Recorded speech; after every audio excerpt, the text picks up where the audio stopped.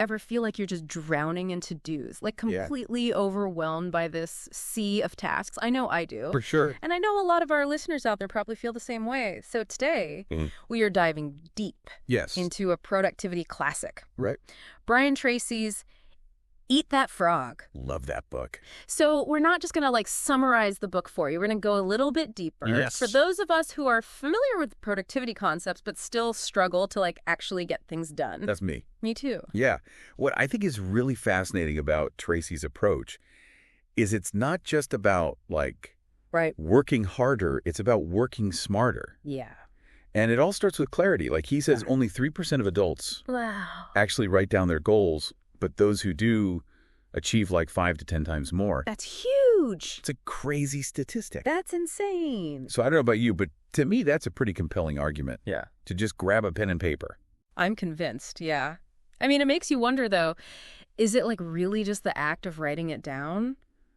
Or is it something deeper? Like when we put pen paper, are we like actually confronting what we want to achieve, like getting real with ourselves? Yeah, I think there's a lot to be said for that. It's easy to have like those vague aspirations just kind of floating around in your head. But when you write it down, it becomes tangible. Yeah. You're like making a commitment. It's real. Yeah, it's like a real thing. Yeah. Think about like a project that you've been putting off. Could you maybe just write down like a really clear goal for that project, and that might help you actually get started? For sure. Yeah. Totally. It's like having a roadmap without a destination and a route. You're just driving around aimlessly. Exactly. So clarity is key.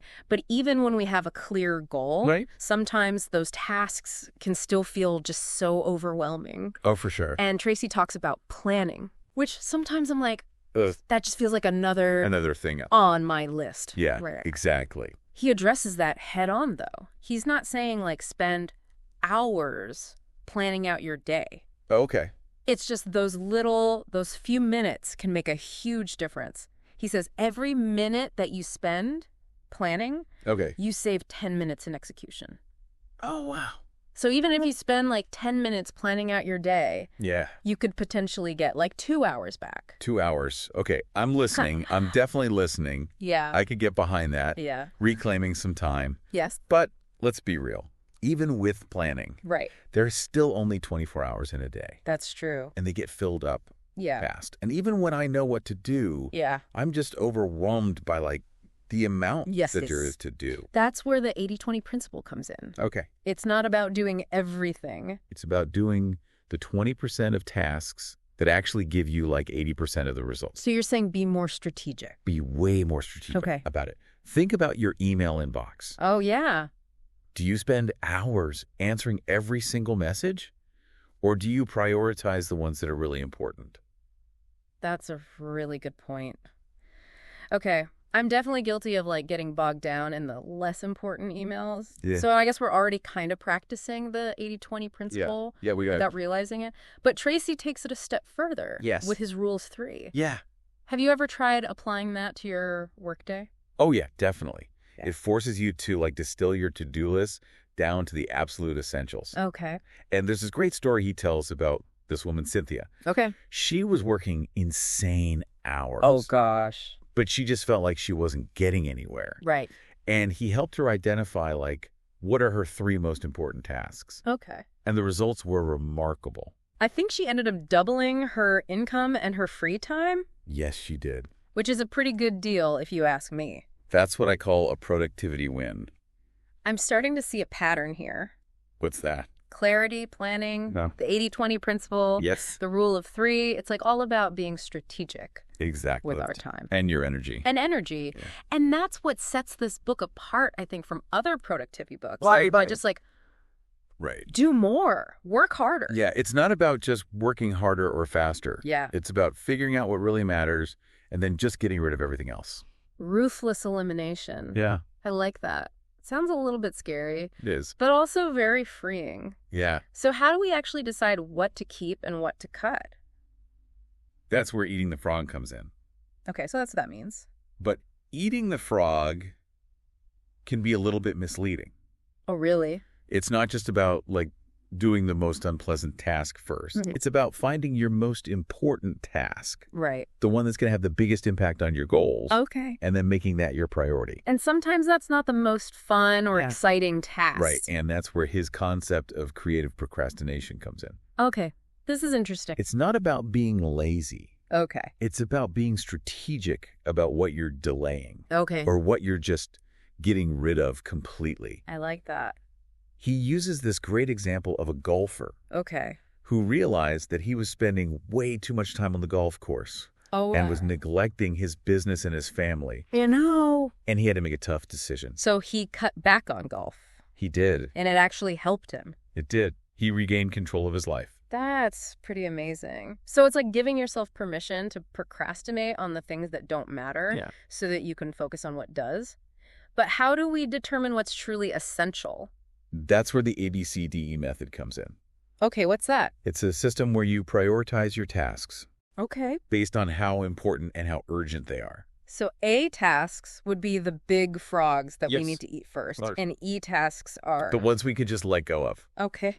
Yeah. I like that. And the key is to really try to tackle those A1 tasks like first thing in the morning. Okay. When your energy's at its peak. Yeah. When you have the most willpower. Yeah, I need that. Because it's way easier to resist those like really tempting but less important B tasks.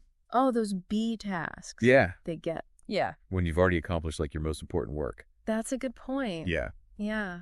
So we've got the ABCDE method, but is there another way to look at this? Like, how do we know which tasks are actually the most valuable? He suggests asking yourself this very simple question.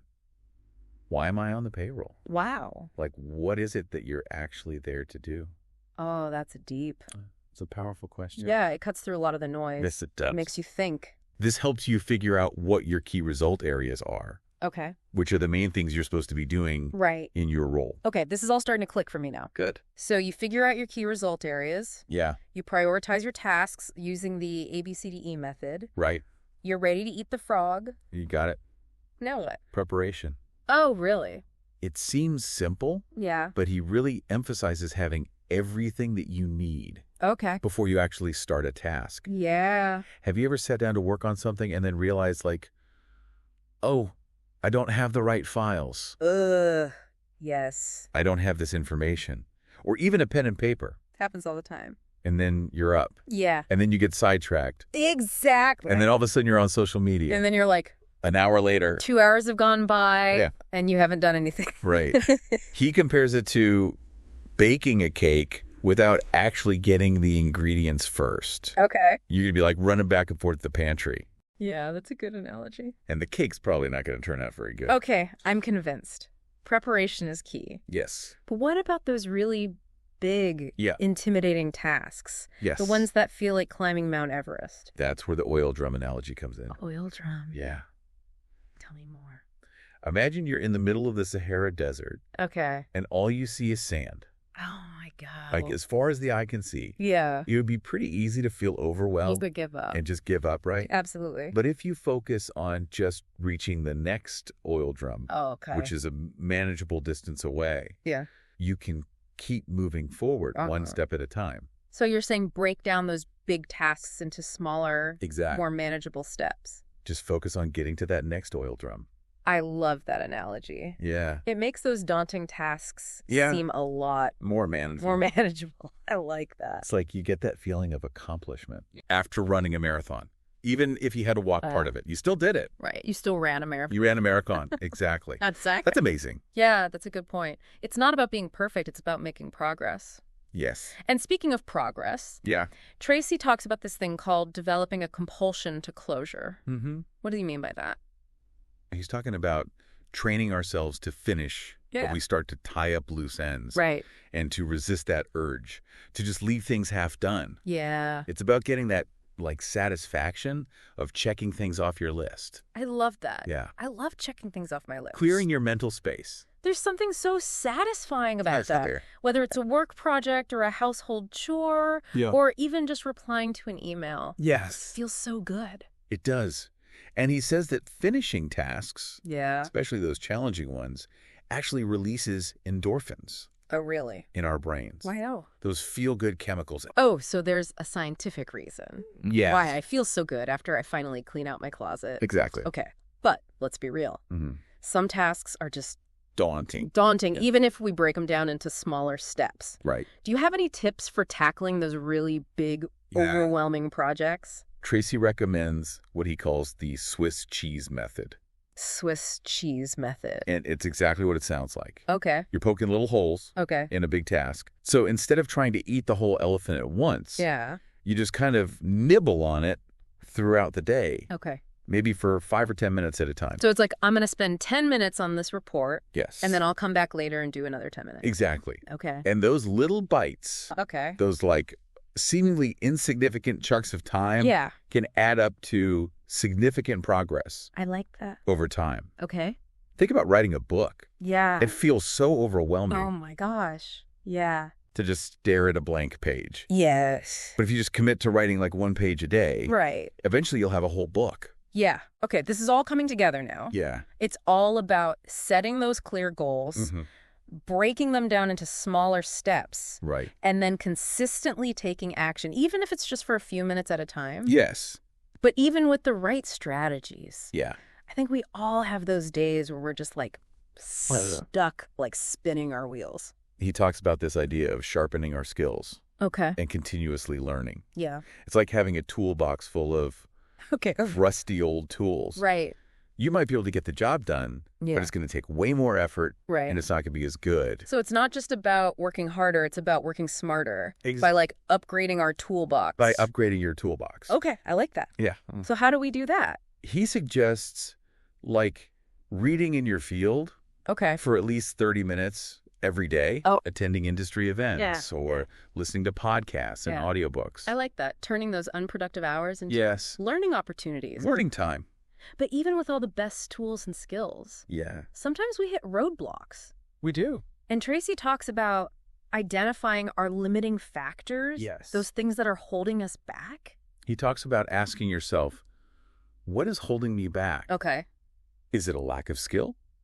Is it fear of failure? Right. Is it a limiting belief? Oh. What is it? It's like trying to drive with the parking brake on. Exactly. You can put in the effort, right, but you're not going to get very far. But you won't get very far. Yeah. And once you identify those limiting factors, you can start to address them. You can. Whether it's like developing new skills, overcoming your fears, or challenging your negative beliefs. So it's not just about identifying the problem, it's about taking action to actually solve it. Okay. But even when we know what to do, sometimes it's still hard to actually do it. Yeah. Like, how do we stay focused? That's where developing a sense of urgency comes in. Okay. He says that highly productive people have what he calls a bias towards action. I like that. They don't wait for like the perfect moment or for motivation to strike. Right. They just start doing it. Just do it. Yeah, they just dive in. So it's about creating momentum. Creating momentum. Like we were talking about earlier. Yeah. Once we get the ball rolling. It's easier to keep it going. Yeah. He suggests working as if you have like a deadline looming over your head. Oh. Even if you don't. I see.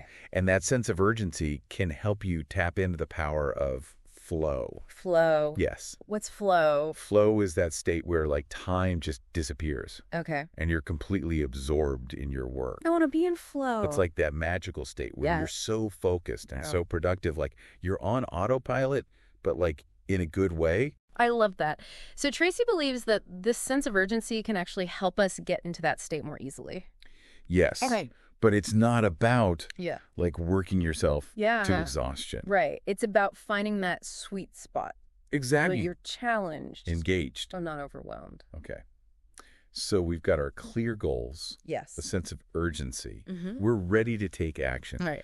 But let's be real. Okay. Staying focused. It's hard. Is a constant battle. Especially in today's world. How do we manage all the distractions? That's where taking control of technology comes in. Okay. Instead of letting technology control you. Yeah, it can easily take over. How about Absolutely. I agree. Okay. He encourages us to set boundaries, to limit distractions, and to be intentional about how we're spending our time. Like we have to tame the beast. We do. We have to tame that technology beast. It can be incredibly powerful. Yeah. But it can also consume us. If we let it. If we let it. Yeah. So what are some of the ways that we can actually tame it? He suggests things like disabling your notifications. Okay. Setting aside specific times. Yeah. To check email and social media. Right. And even doing a digital detox day. A whole day without technology. A whole day. That's a scary thought. But I could see how that could be really refreshing. Yeah. And maybe even liberating. Yeah. Like cutting the cord. He believes that when we give ourselves a break from the constant digital stimulation, it helps us recharge, refocus, and reconnect with what really matters. Okay. Maybe a digital detox day is just what I need to break free from this tech-induced frenzy. But even with the best of intentions, those distractions are, they're so tempting. Just a click away? Yeah. Okay. This is where we can actually use technology to our advantage. Oh, interesting. He talks about using tools Yeah. that can enhance your focus Okay. and your productivity. So instead of being a slave to technology, Yes, we can make it work for us. you can make it work for you. I like that. Okay. What are some of those tools? Things like website blockers, time tracking apps, Right. and even like noise-canceling headphones. Oh, yeah. Create that focused work environment. Exactly. Yes, I like that. But even with all the tools Right. and the strategies in the world, So our biggest obstacle ourselves, our own just thought. negative self-talk and limiting beliefs. Those can hold us back. Yeah. More than anything. So Tracy's a big believer in having like a Positive mindset. positive mindset. Yeah. And really believing in our ability to succeed. Absolutely. He encourages us to challenge Okay. those negative thoughts. Right. And to replace them with positive affirmations. So it's not just about changing our actions. It's about changing our thoughts. It is. Oh. Because your thoughts shape your reality. They do. And by shifting your mindset, you open up a world of possibilities. Okay. It's like upgrading those old rusty tools in our toolbox. Exactly. With shiny new ones. Yes. But changing those thoughts and beliefs can be a real challenge. It can. How do we actually do that? He suggests a few different things. One of his favorites is gratitude. Gratitude. Yeah. How does being thankful help you get things done? It's about shifting your focus from what you lack to what you have. And when you take time to really appreciate the good things in your life, even the little things, it can have a huge impact on how you view things in general. It's like training your brain to look for the positive Yes. instead of always Defaulting to the negative. Yeah. Okay. What are some other techniques? Another powerful one is visualization. He encourages us to create a very vivid mental picture of ourselves achieving our goals. It's like creating a movie trailer for our own success story. Exactly. But visualization. I've heard people call it woo-woo. I know a lot of people say that that's like a bunch of nonsense. Does it actually work? Yeah, does it really work? There's actually a lot of research that supports it. Okay. When we imagine ourselves doing something, our brains actually fire. Okay. In a very similar way. Oh. As if we were actually doing it. So it's like a mental rehearsal. It's like a mental rehearsal for success. I like that. But it's not just about thinking those positive thoughts. Yeah. It's about actually taking action. All right. And that's where his famous mantra comes in. What's that? Do it now. Oh, yeah. Do it now. Those 3 words can be powerful. So powerful. Sometimes even when you know what to do and you're feeling motivated, you still get stuck. Absolutely. What's his advice for those moments? He says to remember that setbacks are a part of the process. Everyone faces challenges. Right. And how we respond to those challenges that determines whether we're successful or not. So it's not about avoiding failure. It's about learning from it. Learning from your failures. Yeah. And using it as fuel to keep going. Okay. Yeah. That's good. He says that failure is not the opposite of success. Oh. It's a stepping stone to success. I like that. And he encourages us to embrace the journey. Embrace the journey. Enjoy the process. Enjoy the process. And celebrate those small wins. And celebrate those wins. Along the way. Yeah. That's a great point. Because life is happening right now. Right. Not just when you achieve. Yeah, you don't want to miss it. You don't want to miss it. While you're waiting to reach the destination. Yeah. And I think that's one of the most valuable lessons in Eat That Frog. I agree. It's not just a book about productivity. Yeah. It's about living a more fulfilling life. A more meaningful life. Meaningful life. Yes. Well said. And I think we've reached the end of this part of our dive into Eat That Frog. Yeah. But before we wrap up this section, I want to emphasize one key takeaway from Eat That Frog. What's that? It's all about action. Well, planning, prioritizing, the strategizing in the world won't matter if you don't actually take action. Yeah. So no more excuses, no more waiting for the perfect moment. Just get out there and do it. Just do it. Yeah. And remember, taking action doesn't have to mean tackling the whole task at once. Remember, Tracy encourages us to break down those big goals into smaller, more manageable steps. Like crossing this... Just like crossing that Sahara Desert, one oil drum at a time. One oil drum at a time. I love that. So what's your first step? Think about that. Yeah. As we move into the final part of our dive into Eat That Frog. All right. And each step forward, no matter how small it still gets you closer to where you want to be. To that final destination. Exactly. Okay, so we've been talking a lot about these like strategies and techniques, but I feel like there's this kind of deeper layer to all of this that Tracy hints at throughout the book. You're talking about the mindset piece, right? Yeah. Like it's not just about doing, it's about being. Yes, exactly. Yeah. He talks about this idea that like our inner world shapes our outer world. Absolutely. That the way we think reflects. And our beliefs actually influences our actions. Yeah. And ultimately our results. Totally. So he's saying it's not enough to just know what to do. You have to cultivate this mindset that supports success. Absolutely. He's drawing on a long tradition of like personal development thinking there. Okay. It's this idea that we become what we think about most of the time. Okay. So if we're constantly thinking about negativity and self-doubt, those are the seeds that we're planting. And those don't lead to a very good harvest, do they? They don't. No. Not at all. So we need to be planting those seeds of positive thoughts. Of believing in yourself. Believing in our ability to succeed. Exactly. Okay. But changing our thoughts and beliefs. That's the hard part. Is hard. Our brains are wired to like focus on the negative. Yeah, to anticipate threats. Right, to think about things that haven't gone our way. Right. So Tracy acknowledges that. He does. He's not saying, like, just pretend everything's fine. Right. It's about recognizing those negative thoughts. And then choosing to challenge them. So we have a choice. We do. We can let those negative thoughts run the show. Or we can be the director of our own mental movie. Exactly. Be the director. But how do we actually do that? Like, how do we rewrite the script when our inner critic is so loud? He gives us a few techniques. Okay. One of them is gratitude. Gratitude. How does being thankful help you get things done?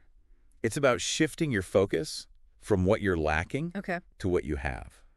When you take time to appreciate all the good things in your life, it really changes your perspective. So you're training your brain to look for the positive instead of always defaulting to the negative. Yeah. Okay.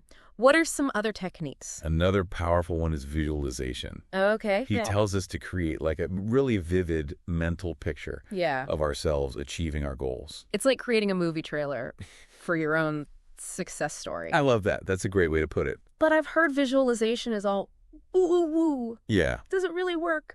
There's actually a lot of research to back it up. Okay. When we imagine ourselves doing something, our brains actually fire. Okay. In a very similar way. Wow. As if we were actually doing it. So it's like mental rehearsal. Mental rehearsal. For success. Yeah. I like that. It is. It's not just about thinking the positive thoughts, though. Right. It's about actually taking action. Yeah. And that brings us back to do it now. Exactly. Sometimes even when we know what to do and we're feeling motivated, we still hit a wall. Yeah, what do we do then? Yeah, what do we do? He says, remember that setbacks are just a part of the process. They are. Everyone makes mistakes. Yeah, everybody faces challenges. Right. It's how we respond to those challenges. Right. That makes all the difference. So it's not about avoiding failure. Yeah. It's about learning from it. Learn from it. And using it as fuel to keep going. Use it as fuel. Okay. Yeah. He says failure is not the opposite of success. Interesting. It's a stepping stone to success. Oh, I like that. Yeah. And he encourages us to embrace the journey. The journey. Enjoy the process. Enjoy the process. Celebrate those wins. And celebrate those wins. Along the way. Along the way. No matter how small they are. Yeah, that's a good point because life is happening right now. It is. Not just when we achieve the goal. Exactly. So you don't want to miss it. Don't miss it. While you're trying to get there. Don't wait for the destination to enjoy the journey. Exactly. And I think that's one of the most valuable lessons in this book. I agree. It's not just about productivity. Right. It's about living a more fulfilling life. It's about living a more meaningful life. A more meaningful life. Yeah. Okay, so we've been talking about a lot of like really cool strategies and techniques for boosting our productivity. Yeah. But I think there's this deeper layer to Eat That Frog that we haven't really touched on yet. Yeah. And that's the idea that like it's not just about doing, it's about being. Yeah. Like Tracy even says at one point that our inner world shapes our outer world. Absolutely. It's like your thoughts and beliefs really influence your actions. And ultimately results that we see in our lives. For sure. So it's not enough to just like know the steps. And you have to have the right mindset. The right mindset to actually make those changes happen. Totally. It's like that classic idea that we become what we think about most of the time. Right. So if you're constantly thinking about negativity and self-doubt. Those are the seeds that we're planting. Those are the seeds you're planting in your mental garden. And they don't exactly produce a beautiful garden? No, they don't. No, they don't. So we have to get to plant different seeds. Seeds of positivity. Of believing in yourself. Believing in our ability to actually make those changes. That's what's going to make those changes happen. Okay, so changing our thoughts and beliefs. It's hard. Is hard. It's way easier said than done. Yeah. Our brains are wired to focus on the negative. Yeah, to think about what to go worry about those things that haven't gone our way. Absolutely. He gets that. He knows it's not easy. Okay. But he says it's not about like pretending that everything's perfect. Right. It's about noticing those negative thoughts. Okay. And choosing to challenge them. So it's like we have a choice. You have a choice. Do we let those negative thoughts just run the show? Run the show. Or do you step up? Or do we step up? Yeah, and take control. Or become the director of our own. Of your own mental movie. Mental movie. Yeah. Okay, I like that. But how do we actually do that? Like, how do we rewrite that script when our inner critic is so loud and convincing? He gives us a couple of techniques. Okay. One of them is gratitude. Gratitude. How does being thankful help you get things done? It's all about shifting your focus from what you don't have to what you do have. Okay. And when you take time to really appreciate all the good things in your life, it changes everything. So you're training your brain to look for the positive. To look for the positive. Instead of always defaulting to the negative. The negative. Yeah. Okay, what are some other techniques? Another one is visualization. Oh, yeah, visualization. He tells us to create like a really vivid picture in our minds of ourselves achieving our goals. It's like you're creating a movie trailer for your own success story. To your own success. But visualization's woo-woo, right? I know some people think that. Like, does it really work? Actually, a lot of research backs it up. Oh. When we imagine ourselves doing something, our brains actually fire. Okay. In almost the exact same way. Wow. As if we were really doing it. So it's like mental rehearsal? It is. It's like a mental rehearsal for success. I like that. But it's not just about thinking positive thoughts. Right. It's taking action. Taking action. Yeah. And that's where his do it now mantra comes in. Yeah. Oh, yeah. Do it now. Sometimes, though, even when you're feeling motivated and you know what to do, you still get stuck. You hit a wall? You hit a wall. Yeah. Yeah, what do you do then? So he says, remember the setbacks? Setbacks are a part of the process. They're going to happen. Everyone who faces challenges makes mistakes. It's how you respond to those challenges that determines your success. So it's not about avoiding failure. It's about learning from it. About learning from your failures and using it as fuel to keep going. I like that. Yeah. Okay. Failure is not the opposite of success. It's a stepping stone to success. I love that. And he encourages us to really embrace the journey. Embrace the journey. Enjoy the process. Yeah. Enjoy the process and celebrate the wins along the way. Those wins along the way. Even the little ones. That's such a good point because life is happening right now. Yes, it is. Not just when we achieve the goal. Don't wait. So don't miss it. For the destination to enjoy the journey. Exactly. Yeah. And I think that's honestly one of the biggest takeaways from Eat That Frog. I agree. It's not just a productivity book. Yeah, it's more than that. It's about living a more fulfilling life. A more fulfilling life. A more meaningful life. A more meaningful life. I love that. Well, on that note, I think we've reached the end of our deep dive into Brian Tracy's Eat That Frog. That was a good one. It's been a really fascinating journey. It has. And I'm sure our listeners have learned a lot. Yeah, for sure. Lots of great tips. About how to beat procrastination and achieve their goals. Absolutely. Before we sign off, though, I want to leave our listeners with a final thought. We've been talking about like eating that frog, tackling those big challenging tasks. Right. But what happens after we eat the frog? What's next? What's next? That's a great question. What's the next step in our journey towards like peak productivity and a more fulfilling life?